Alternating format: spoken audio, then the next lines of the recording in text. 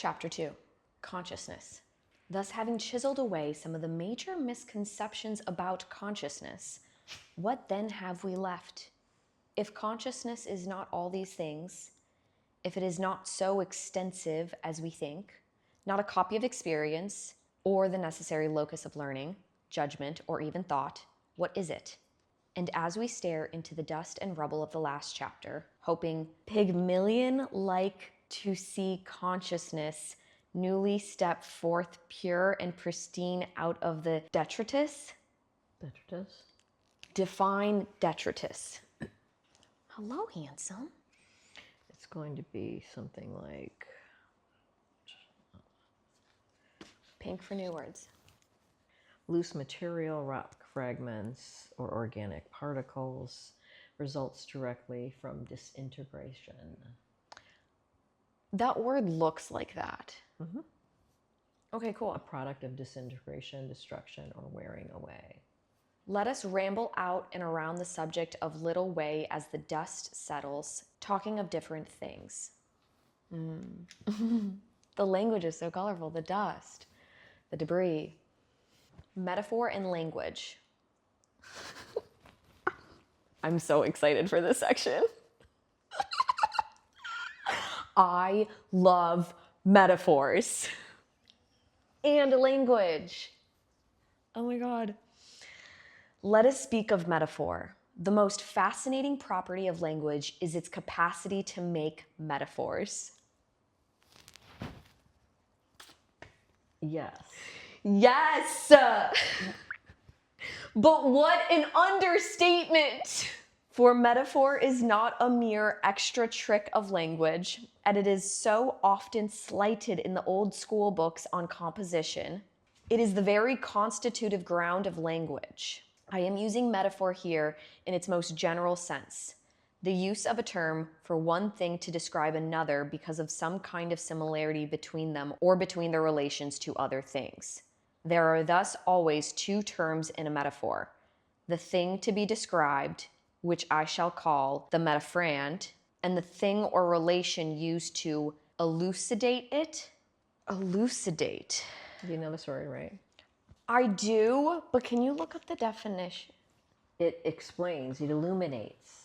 It illuminates. You know illuminate. Yeah. Loose. Okay. Which I shall call the metaphor. A metaphor is always a known metaphor operating on a less known metaphrand. I have coined these hybrid terms simply to echo multiplication where a multiplier operates on a multiplicand. I love how he makes new words. It is by metaphor that language grows.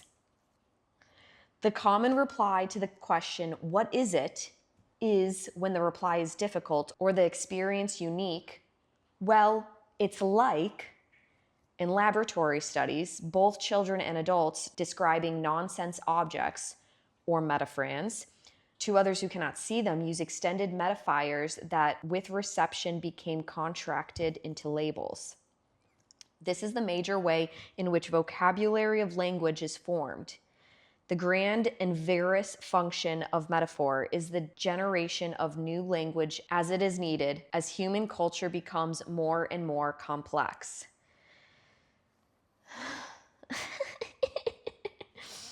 A random glance at the etymologies of common words in a dictionary will demonstrate this assertion. Or take the naming of various fauna and flora in their Latin indicants, or even in their wonderful common English names, such as stag beetle, lady slipper, darning needle, Queen Anne's lace, or buttercup. The human body is a particularly generative metaphor, creating previously unspeakable distinctions in a throng of areas. The head of an army, table, page, bed, ship, household, or nail, or a steam of water, the face of a clock, cliff, card, or crystal, the eyes of needles, winds, storms, targets, flowers, or potatoes, the brow of a hill, the cheeks of a vise, the teeth of cogs or combs, the lips of pitchers, craters, augers, the tongues of shoes, board joints, or railway switches, the arm of a chair or the sea, the leg of a table, compass, sailor's voyage, or cricket field, and so on and on. The foot of this page, or the leaf you will soon turn. All of these concrete metaphors increase enormously our powers of perception of the world about us and our understanding of it, and literally create new objects. Indeed, language is an organ of perception, not simply a means of communication.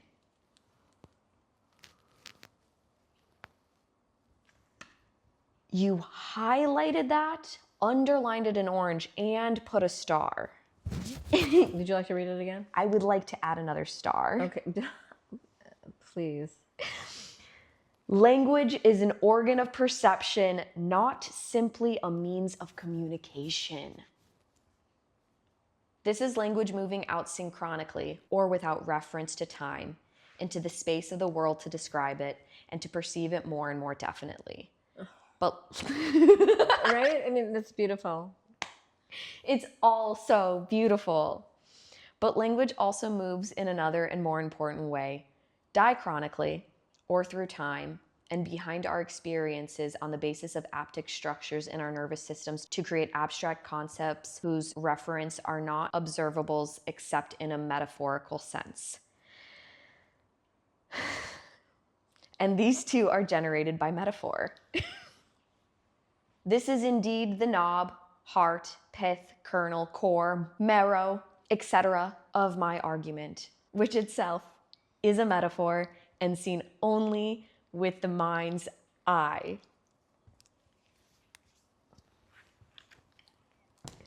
Ah! Mom. I have this, I always tell people, I'm like, we live in a computer. Treat it like a metaphor. Treat this like a metaphor. It's a metaphor. Because it's ultimately, that's what it is. It's a metaphor. What I'm explaining to you, it is simply a metaphor. Because it's not concrete, like he says. We use language like this to explain things like we literally live inside of a metaphor. We live in a metaphor. Oh, okay. You can take it that way too. Nice. Oh, I like that. I like that too. Okay. In the abstractions of human relations, the skin becomes a particularly important metaphor.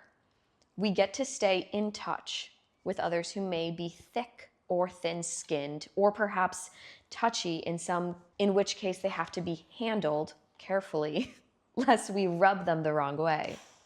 We may have a feeling for another person with whom may have a touching experience. The concepts of science are all of this kind, abstract concepts generated by concrete metaphors.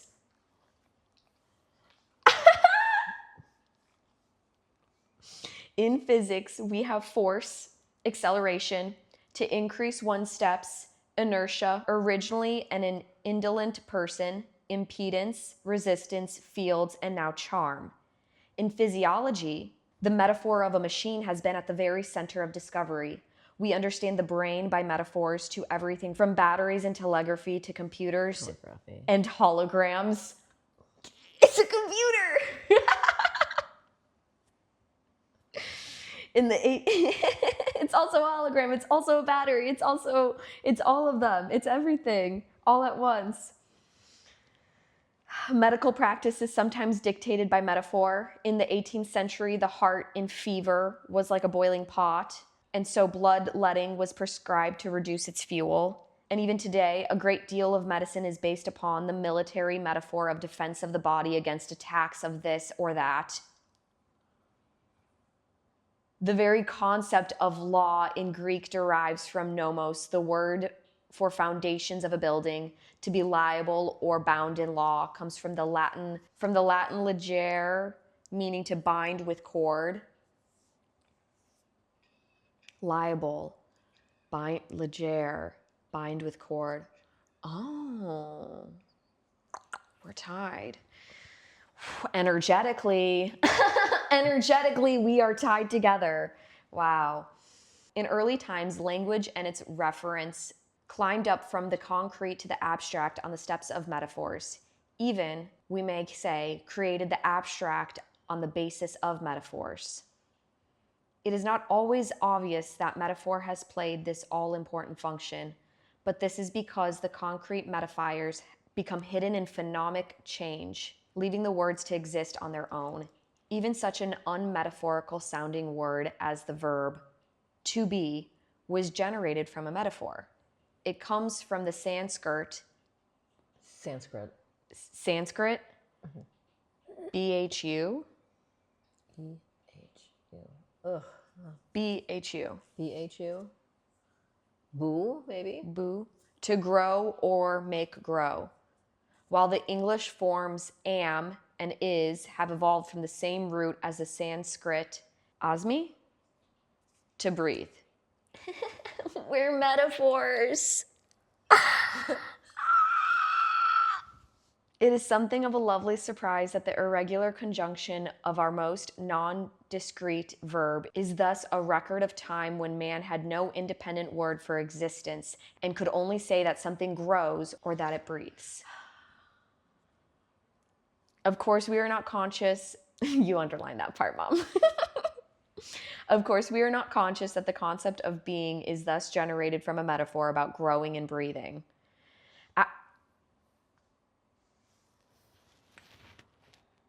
Growing and breathing, being, the art of being, is simply growing and breathing.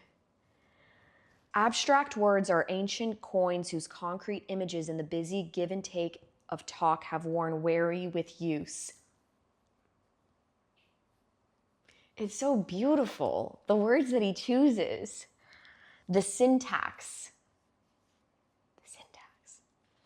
Right? Is that the word for it? Syntax. For sentence structure? Yes. Okay. Because our brief lives, we catch so little of the vastness of history, we tend to think too much of language as being solid as a dictionary, with a granite-like permanence rather than as the rampant, restless sea of metaphor which it is.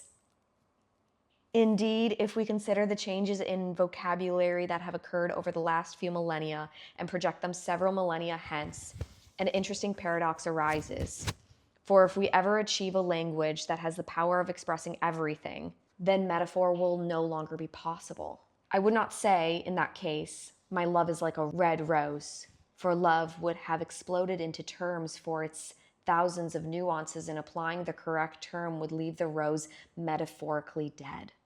The lexicon of language, then, is a finite set of terms that by metaphor is able to stretch out over an infinite set of circumstances, even to creating new circumstances thereby.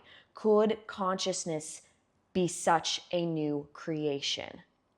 Understanding as metaphor.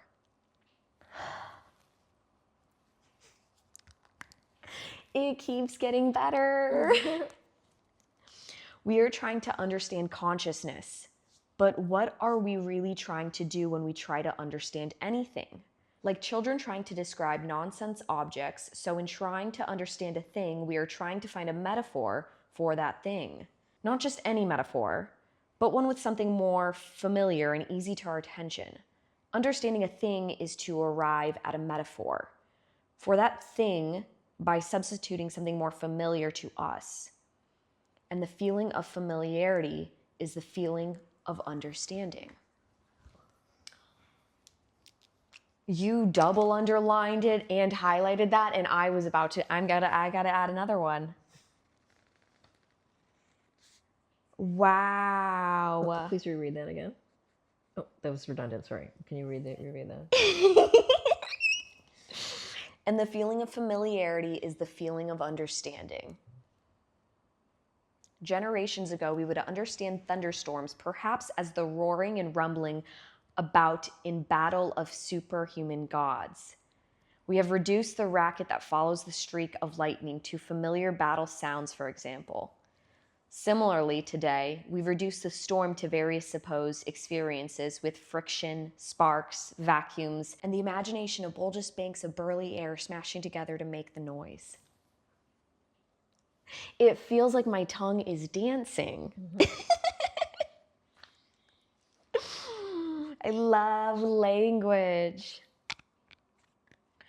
None of these really exist as we picture them.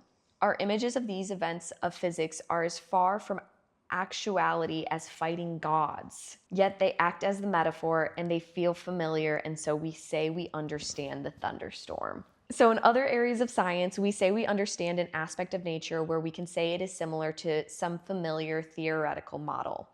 The terms theory and model, incidentally, are sometimes used interchangeably, but really they should not be. A theory is the relationship of a model to the things the model is supposed to represent. The Bohr model of the atom is that of a proton surrounded by orbiting electrons. It is something like the patterns of the solar system, and that is indeed one of its metaphoric sources.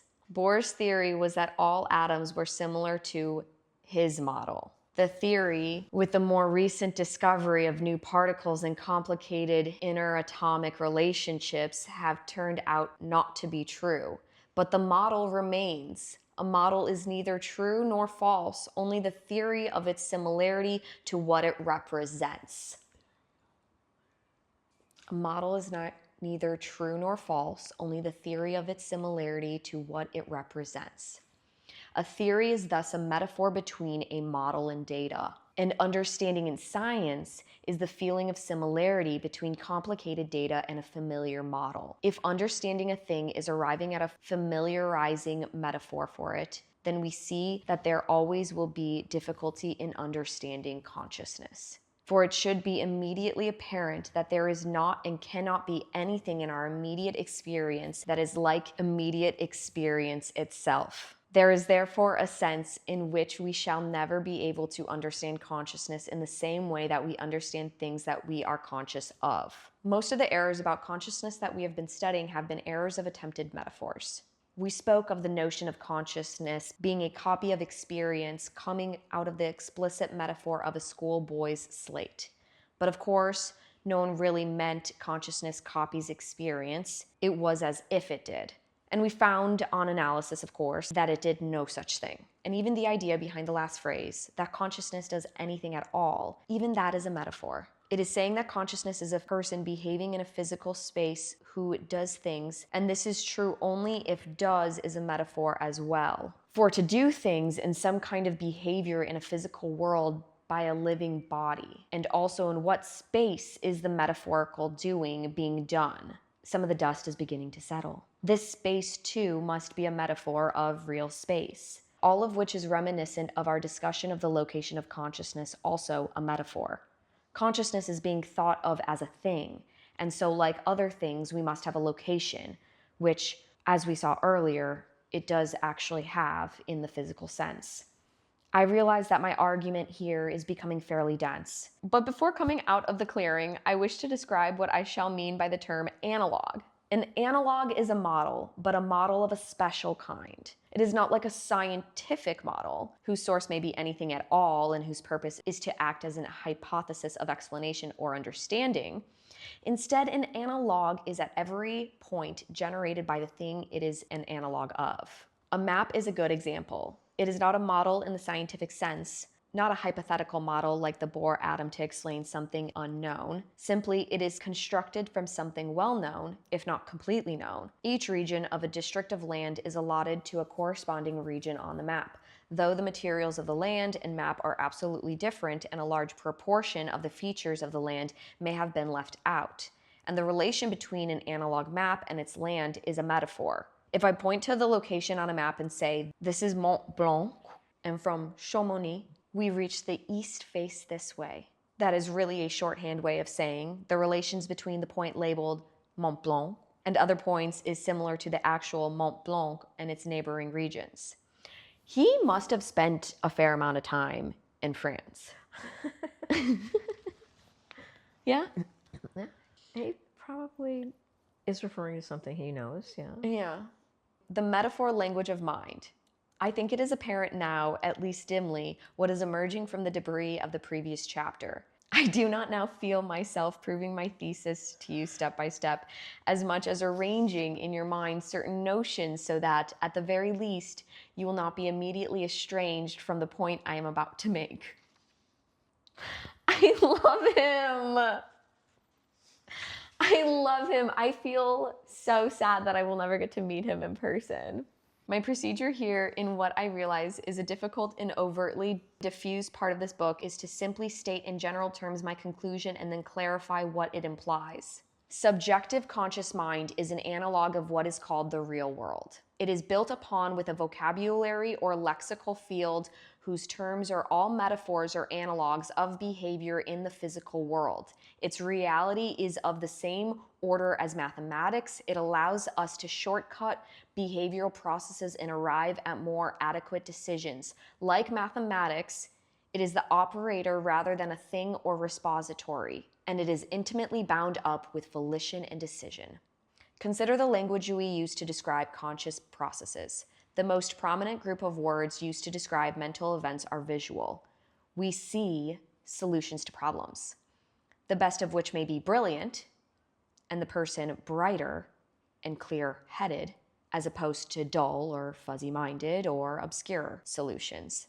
These words are all metaphors, and the mind space to which they apply is a metaphor of actual space, in which we can approach a problem, perhaps from some viewpoint, or grapple with its difficulties, or seize together or comprehend parts of a problem, and so on, using metaphors of behavior to invent things to do in this metaphored mind space. And the adjectives to describe physical behavior in real space are analogically taken over to describe mental behavior in mind space when we speak our minds as being quick, slow, agitated, and when we cogitate or coagitate, nimble-witted, strong, or weak-minded. The mind spaces which these metaphorical activities go on has its own group of adjectives. We can be broad-minded, deep, ocean, or narrow-minded. We can be occupied. We can get something off our minds, put something out of mind, or we can get it. Let something penetrate or bear or have, keep or hold it in mind. As with a real space, something can be at the back of our mind in its inner recess, or beyond our mind, or out of our mind.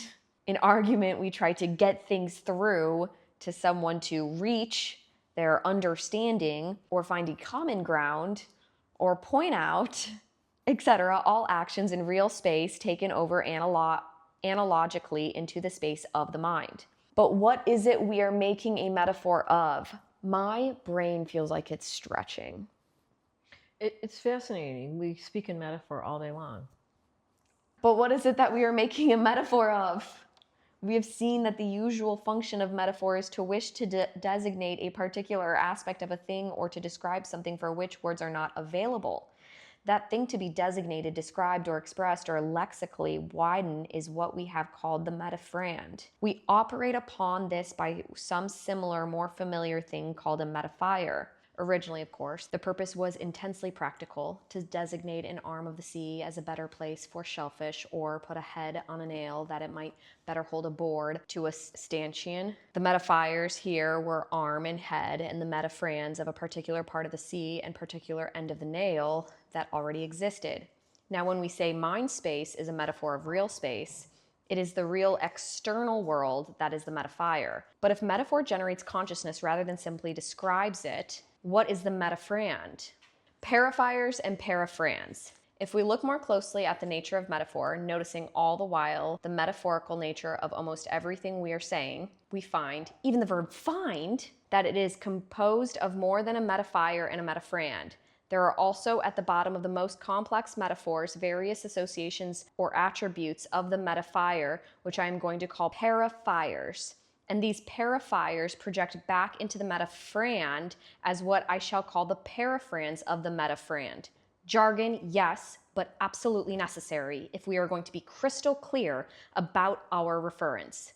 Some examples will show that the unraveling of metaphor into these four parts is really quite simple, as well as clarifying what otherwise we could not speak about. Consider the metaphor that the snow blankets the ground.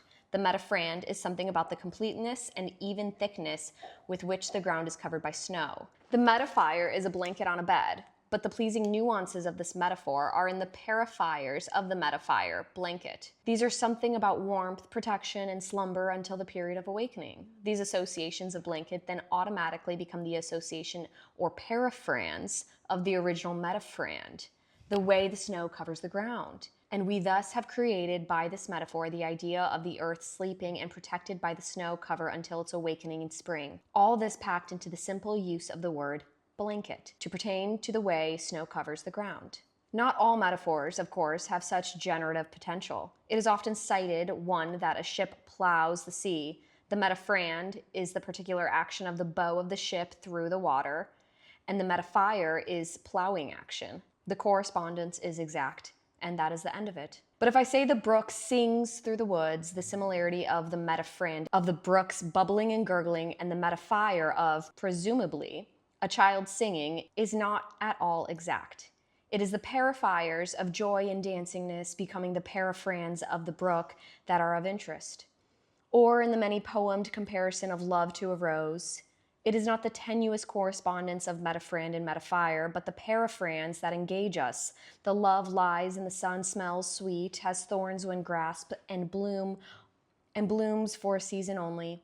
Or suppose I say less visually and so more profoundly something quite opposite, that my love is like a tinsmith's scoop sunk past its gleam in the meal bin. The immediate correspondence here of metaphrand and metaphor of being out of casual sight is trivial. Instead, it is the paraphrase of this metaphor which create what could not possibly be there, the enduring careful shape and hidden shiningness and holdingness of a lasting love deep in the heavy manuable softness of mounding time, the whole simulating and so paraphrasing sexual intercourse from a male point of view. Love has no such properties except as we generate them by metaphor. Of such poetry is consciousness made. This can be seen if we are to return some of the metaphors of mind we have earlier looked at. Suppose we are trying to solve some simple problem such as the circle-triangle series in the previous chapter. And suppose we express the fact that we have obtained the solution by exclaiming that we see what the answer is, namely a triangle. The metaphor may be analyzed just as a blanket of snow or the singing brook.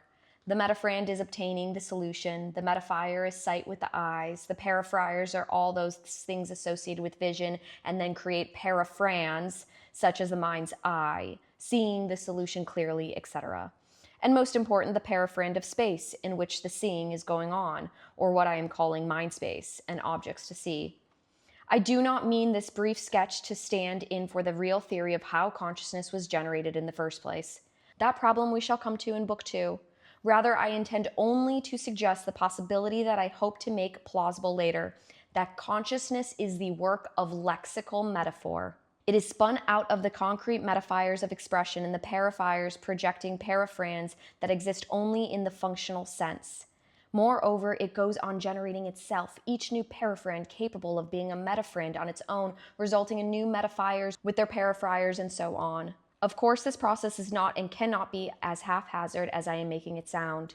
The world is organized, highly organized, and the concrete metaphors that are generating consciousness thus generate consciousness in an organized way. Hence the similarity of consciousness and the physical behavioral world we are conscious of, and hence the structure of what the world is echoed through with certain differences in the structure of consciousness. One last complication before going on. A cardinal property of an analog is that the way it is generated is not the way it is used, obviously. The map maker and map user are doing two different things. For the map maker, the metaphrand is the blank piece of paper on which he operates with the metaphor of the land he knows and has surveyed. But the map user, it is just the other way around. The land is unknown. It is the land that is the metaphrand, while the metaphor is the map which he is using, by which he understands the land. And so with consciousness. Consciousness is the metaphrand when it is being generated by the paraphrans of our verbal expressions. But the functioning of consciousness is, as it were, the return journey. Consciousness becomes the metaphor full of our past experience, constantly and selectively operating on such unknowns as future actions, decisions, and partly remembered pasts on what we are and yet may be. And it is by the generated structure of consciousness that we understand the world. What kinds of things can we say about that structure? Hence, I shall briefly allude to only the most important. The features of consciousness. 1. Spatialization. The first and most primitive aspect of consciousness is what we already have had occasion to refer to, the paraphrand of almost every mental metaphor we can make, the mental space which we take over as the very habitat of it all.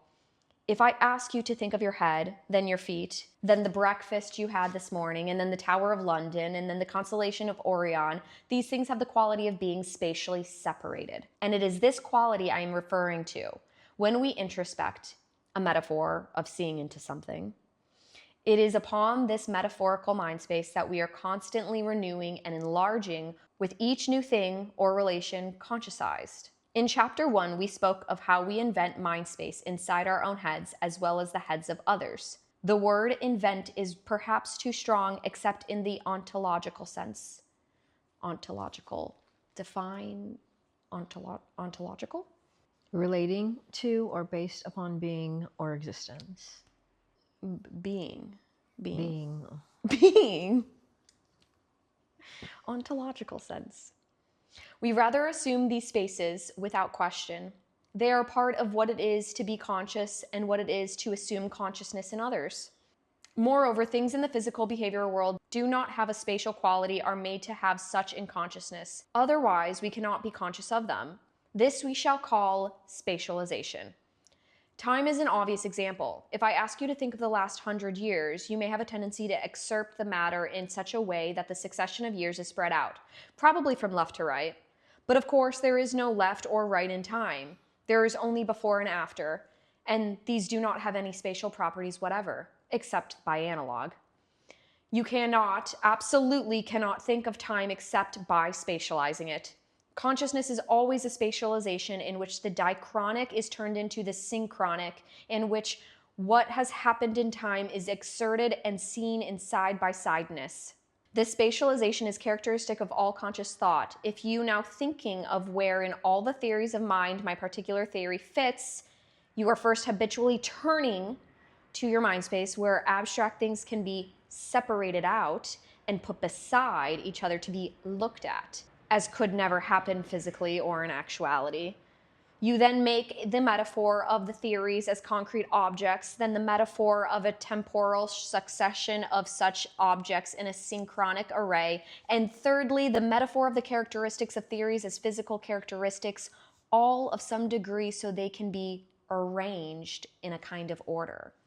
And then you make the further expressive metaphor of fit, the actual behavior of fitting, of which fit here is the analog in consciousness, may vary from person to person or from culture to culture, depending on personal experience of arranging things in some kind of order or of fitting objects into their receptacles, etc. The metaphorical substrate of thought is thus sometimes very complicated and difficult to unravel. But every conscious thought that you are having in reading this book can by such an analysis be traced back to concrete actions in a concrete world. 2. Excerption. In consciousness, we are never seeing anything in its entirety. This is because such seeing is an analog of actual behavior. And in actual behavior, we only see or pay attention to a part of a thing at any one moment. And in so consciousness, we excerpt from the collection of possible attentions to a thing which comprises our knowledge of it. And this is all that is possible to do, since consciousness is a metaphor of our actual behavior. Thus, if I ask you to think of a circus, for example, you will first have a fleeting moment of slight fuzziness, followed perhaps by a picturing of a trapeze artist or possibly a clown in the center of the ring. Or if you think of a city, which you are now in, you will excerpt some feature, such as a particular building or tower or crossroads. Or if I ask you to think of yourself, you will make some kind of excerpts from your recent past, believing you are then thinking of yourself. In all these instances, we find no difficulty or particular paradox in the fact that these excerpts are not the things themselves, although we talk as if they were. Actually, we are never conscious of things in their true nature, only the excerpts we make of them. The variables controlling excerption are deserving of much more thought and study. For on them the person's whole consciousness of the world and the persons with whom he is interacting depend. Your excerptions of someone you know well are heavily associated with your affect toward him. If you like him, the excerpts will be the pleasant things, if not, the unpleasant. The causation may be in either direction. How we excerpt other people largely determines the kind of world we feel we are living in. Take, for example, one's relatives when one was a child. If we excerpt them as their failures, their hidden conflicts, their delusions, well, that is one thing. But if we excerpt them at their happiest, in their idiosyncratic delights, it is quite another world. Writers and artists are doing in a controlled way what happens in consciousness more haphazardly. Excerption is distinct from memory. An excerpt of a thing is in consciousness the representative of the thing or event to which memories adhere and by which we can retrieve memories. If I wish to remember what I was doing last summer, I first have an excerption of the time concerned, which may be a fleeting image of a couple of months on the calendar, until I rest in the excerption of a particular event, such as walking along a particular riverside, and from there I associate around it and retrieve memories about last summer. This is what we mean by reminiscence. It is a particular conscious process by which no animal is capable of. Reminiscence is a succession of excerptions. Each so-called association in consciousness is an excerption, an aspect or image, if you will, something frozen in time, excerpted from the experience on the basis of personality and changing situational factors. 3. The analog I. A most important feature of this metaphor world is the metaphor we have of ourselves, the analog I, which we can move about vicariously in our imagination, doing things that we are not actually doing. There are, of course, many uses for such an analog I. We imagine ourselves doing this and that, and thus make decisions on the basis of imagined outcomes that would be impossible if we did not have an imagined self behaving in an imagined world. In the example in the section of spatialization, it was not your physical behavioral self that was trying to see where my theory fits in the array of alternative theories. It was your analog I. If we were walking and two roads diverge in a wood and we know that one of them comes back to our destination after a much more circuitous route, we can traverse the longer route with our analog I to see if its vistas and ponds are worth the longer time it will take. Without consciousness, with its vicarial analog I, we could not do this. 4. The metaphor me. The analog I is, however, not simply that, it is also a metaphor me. As we imagine ourselves strolling down the longer path, we indeed catch glimpses of ourselves as we did in the exercises of chapter 1, where we called them autoscopic images. We can both look out from within the imagined self at the imagined vistas, or we can step back a bit and see ourselves perhaps kneeling down for a drink of water at a particular brook. There are, of course, quite profound problems here, particularly in the relationship of the I to the me. But that is another treatise. Treatise. Define treatise. Treatise. A systematic exposition or argument in writing, including a methodical discussion of the facts and principles involved and conclusions reached. For example, a treatise on higher education.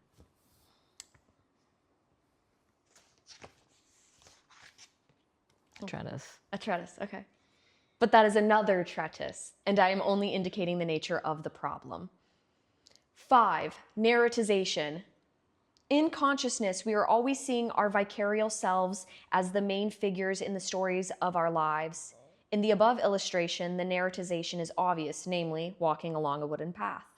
But it is not so obvious that we are constantly doing this whenever we are being conscious, and this I call narratization. Seated where I am writing a book, and this fact is embedded more or less in the center of the story of my life, time being spatialized into a journey of my days and years. New situations are selectively perceived as part of this ongoing story, perceptions that do not fit into it being unnoticed or at least unremembered. More important, situations are chosen which are congruent to the ongoing story until the picture I have of myself in my life story determines how I am to act and choose in novel situations as they arise.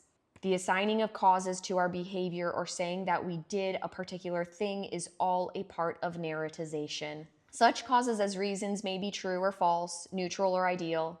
Consciousness is ever ready to explain anything we happen to find ourselves doing. The thief narratizes his act as due to poverty, the poet his as due to beauty, and the scientist his as due to truth. Purpose and cause inextricably define inextricably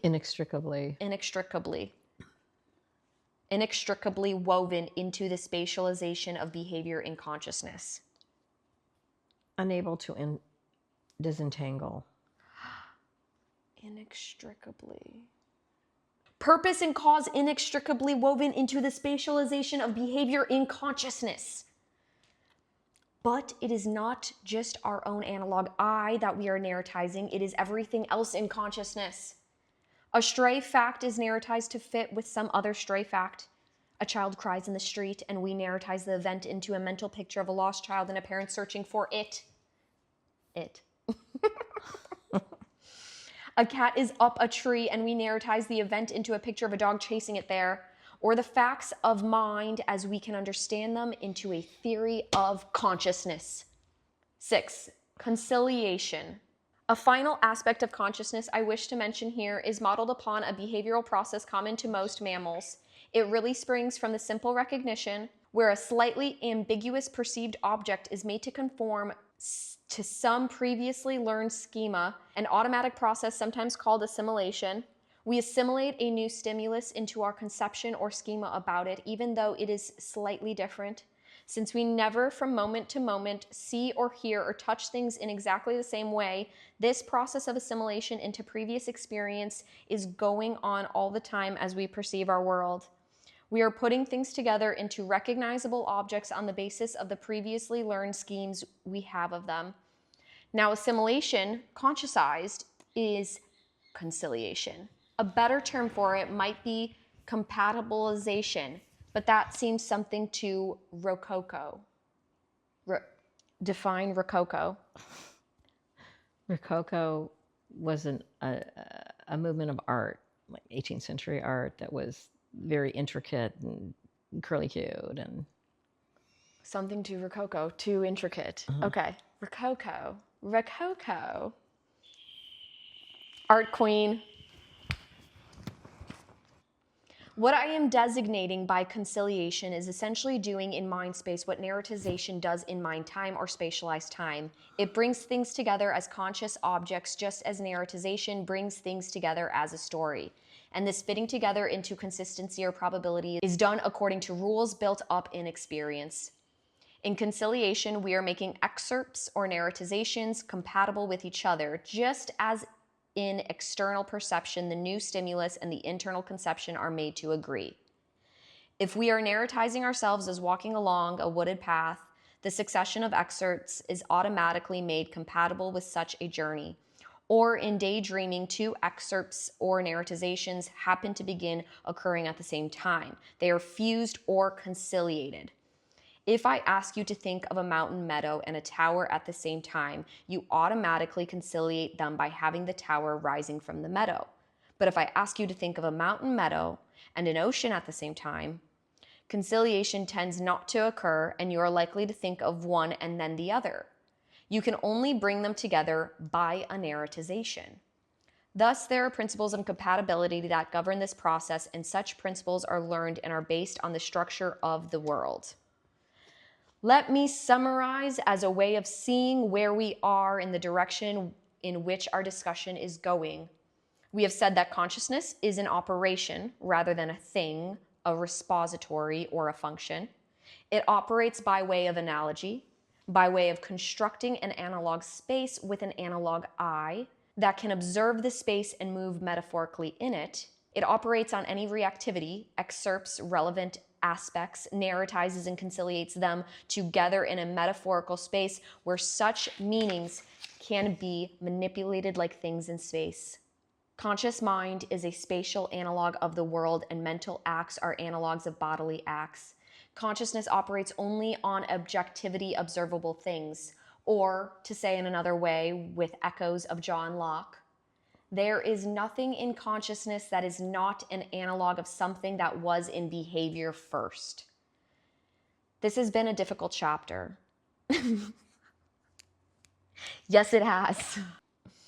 But I hope I have sketched out with some plausibility that the notion of consciousness as a metaphor-generated model of the world leads to some quite definite deductions, and that these deductions are testable in our own everyday conscious experience. It is only, of course, a beginning, a somewhat rough-hewn beginning. Hewn is something, hewn is what's been taken away with like a chopping kind of a tool, axe. Somewhat a rough-hewn beginning, which I hope to develop in a future work. But it is enough to return now to our major inquiry of the origin of it all, saving further amplification of the nature of consciousness itself for later chapters.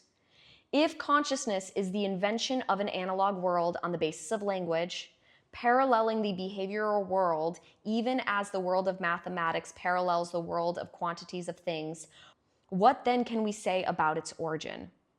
We have arrived at a very interesting point in our discussion, and one that is completely contradictory to all of the alternative solutions to the problem of the origin of consciousness which we discussed in the introductory chapter. For if consciousness is based on language, then it follows that it is of a much more recent origin that has heretofore been supposed. Consciousness comes after language. The implications of such a position are extremely serious. And that is chapter 2 of The Origin of Consciousness in the Breakdown of the Bicameral Mind. I will see you tomorrow for chapter 3.